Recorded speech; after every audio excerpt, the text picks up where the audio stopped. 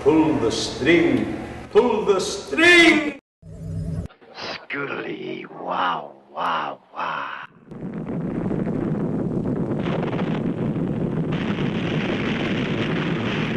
Play area backstage.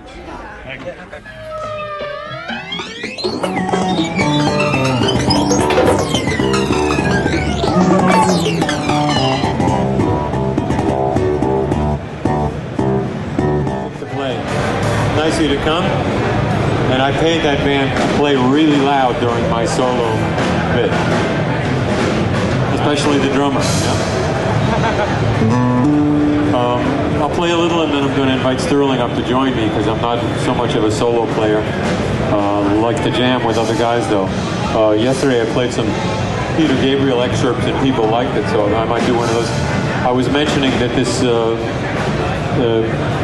Saber bass, one of the advantages it has for me is the main advantage with the pickup that's near the bridge. It sounds like very much like the Stingray bass.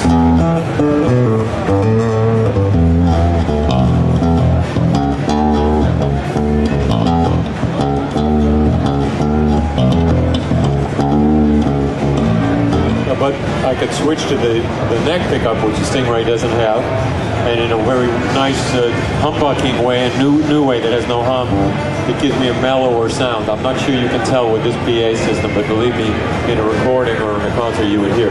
So, for instance, for a riff like...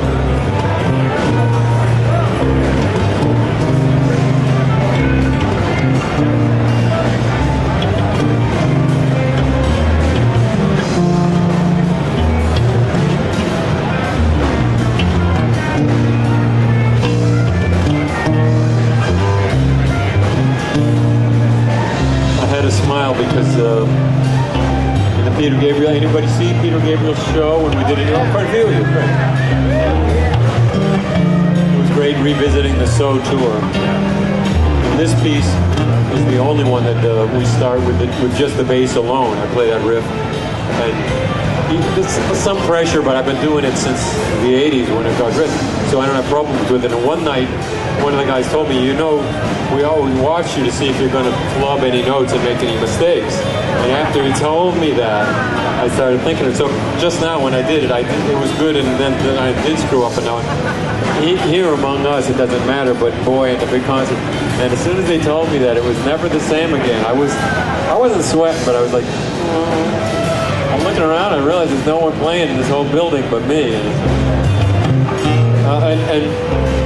It's got a drum machine that comes in later, and way back in not the 70s, in the 80s, when we started doing it, I insisted that it's not often I insist on anything in Peter's band, but I said, if it's going to start with the bass, I don't really want to click and go through all that. I'm going to just start, and then you bring in the drum machine, and I'll just be in that tempo.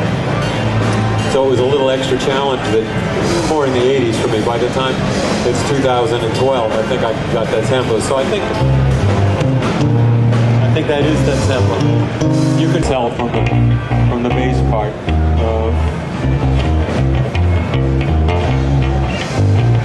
Don't give up. Don't give up. Don't give up. So I was looking for some way to dampen the strings and make it tubbier and bassier and less sustained.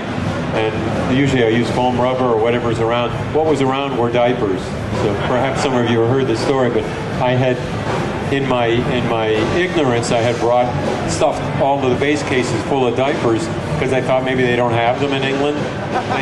They do have diapers, but so I took a Pampers and stuffed it under the string, and that is indeed the sound of on the record. Live on stage, I couldn't stop to put a diaper in, but I found all kinds of ways since then to dampen the notes. And on this last tour, I decided I don't really need to dampen them. The better basses that are on now, again with this pickup switching, and I think I used the reflex bass, which has a neck pickup and a wonderful bassy sound. I could finally just switch the selector. I'm trying to give you an example of how in my world, little things on the bass that maybe some bass players care a lot about, but others, oh, it's got a selector. That's nice. It makes a big difference. It makes it possible to switch between sounds. I told you guys to play loud. Don't leave me hanging here on my own. Yeah, just a flick of a switch and get a radically different sound. It can be very helpful. I also did bring the funk fingers. Yesterday I had them here and I forgot to bring them on stage. I've never actually the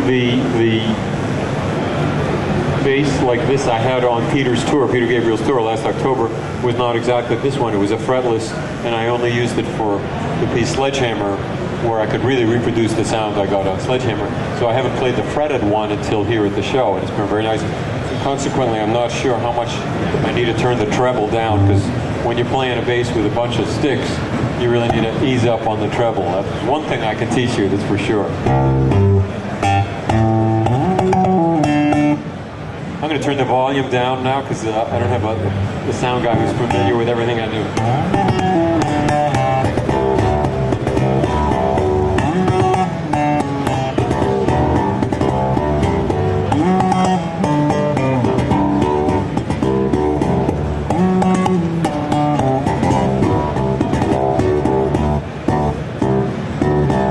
The tough part about that piece live is not playing that part.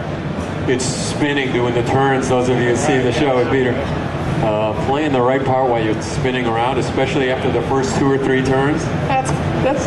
I didn't learn that in school. The Eastman School of Music, they don't tell you pirouettes. There's no class pirouetting while playing with funk fingers. I think, is that the piece theme? No, that's Secret World, I think, that I was just playing. Anyway, I have enjoyed playing a little bit by myself, but I would like to ask Sterling to come up and play the 6-string bass, and maybe we can jam a little, because it's something I'm more comfortable with is playing with another guy. Sterling, oh, you did hear me, and here he is. Sterling Ball, everyone.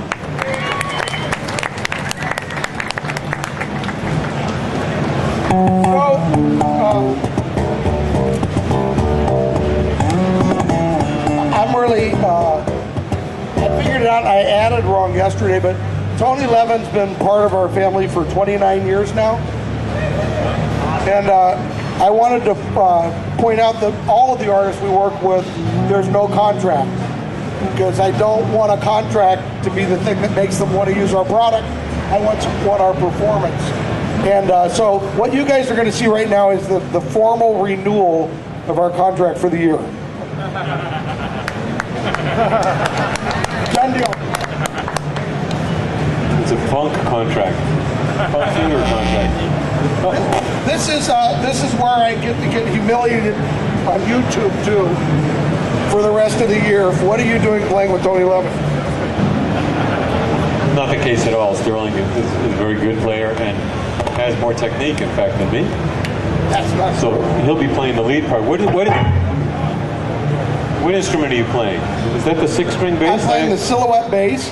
And the great thing about a 6-string bass is you can piss a guitar player off and a bass player off. And if you work really hard, you can get the keyboard player. And I like that.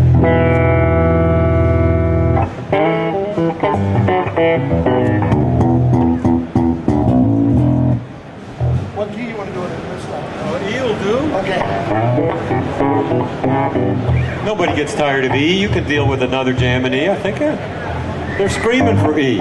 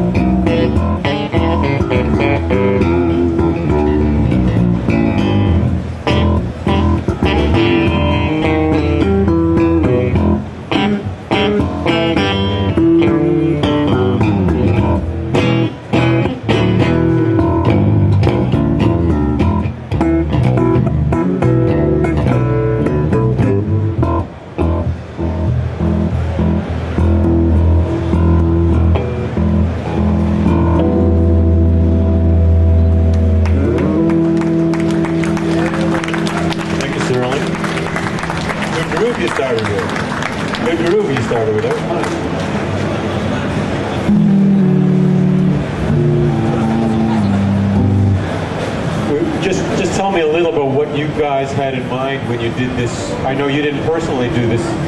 It's a classic, it's a reissue, but it's improved, right? Well, the funny thing about the Saber bass is, actually, I did it the second time around.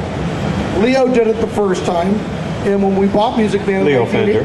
Yeah, Leo Fender, he was a... You gotta realize, I'm 29 years old and I buy Music Man with my dad, and I never thought that I'm sort of taking over one of Leo Fender's companies.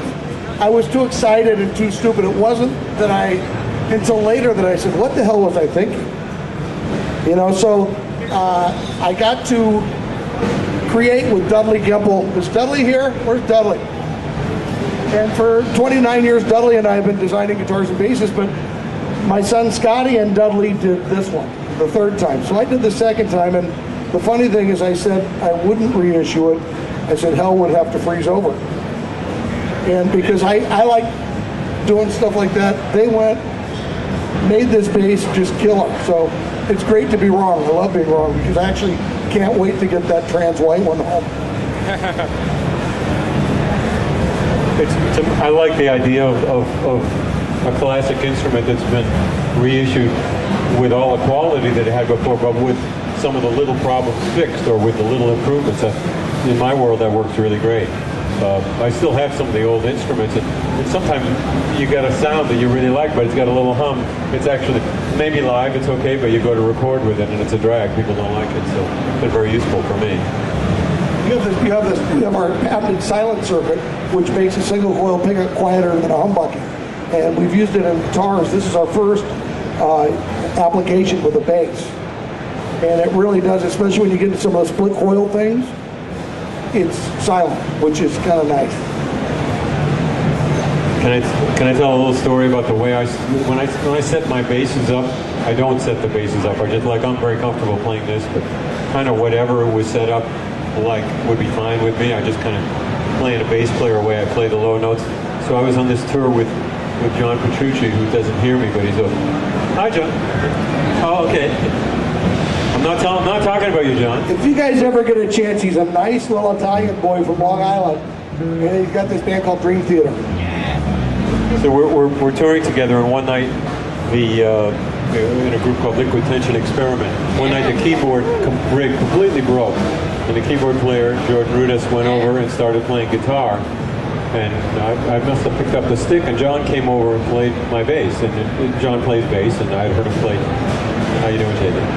I had heard him play at NAMM shows, and it was a thrill for me. But after we got backstage after that long set, which was recorded and all that, of course we had a lot to talk about because the keyboard never got fixed. But finally, John came over to me and said, "How do you play that bass? It's split up like a the strings are like that high off and somehow the bass player guys who don't play guitar, we don't notice that so much, or at least I don't." No, I mean, clearly, how many of you are guitar players?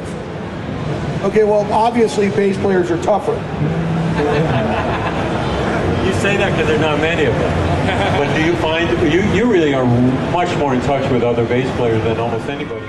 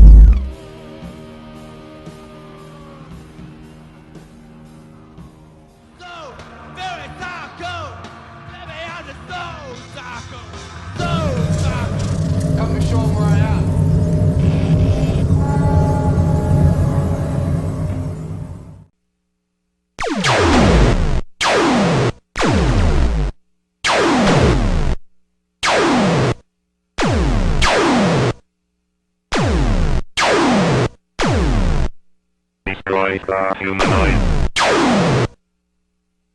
Intruder alert, intruder alert. Intruder monarchy.